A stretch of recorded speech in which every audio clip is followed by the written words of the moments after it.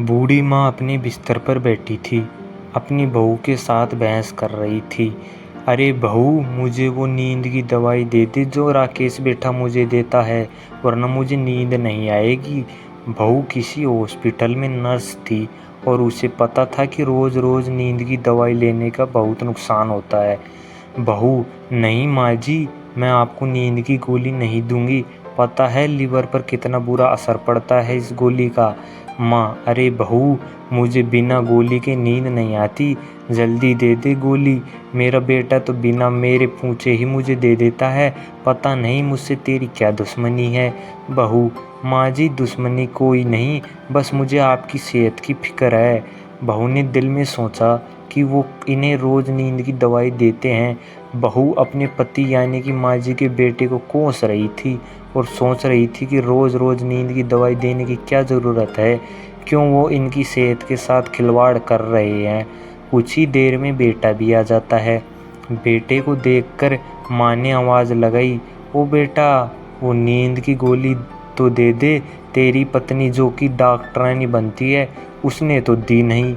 बेटा माँ के पास आया और कहा, अभी देता हूँ माँ जी, रुको। इतने में पत्नी भी आ गई और कहा, नहीं, ये नींद की गोली मत देना माँ को, इसका सेहत पर बुरा असर होता है। लेकिन बेटा था कि पत्नी की एक न सुनी और अपनी जेब से एक पीली गोली निकाली और माँ के मुंह में डाल दी। गोली खाते ही माँ लेट गई और सोने की कोशिश करने लगी।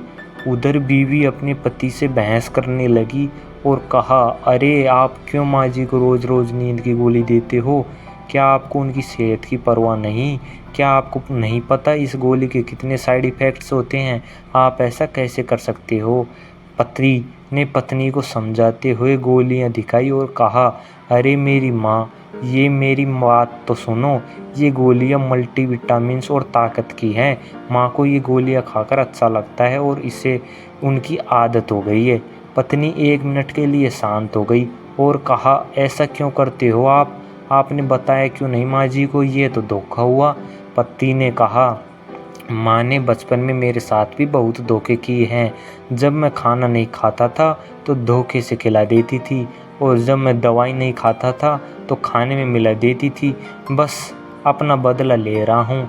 पति का इतना साफ दिल और माँ के लिए इज्जत देखकर पत्नी भी रह ना गया और प्यार में पति के गाल पर चुम्मा दे दिया और कहा, आपको समझना भी बहुत मुश्किल है।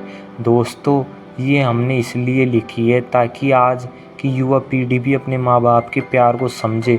मैंने बहुत किस्से देखे हैं कि बेटा शादी या नौकरी के बाद अपने माँ बाप को प्यार व इज्जत देना कम कर देता है, लेकिन कृपया ऐसा न करें।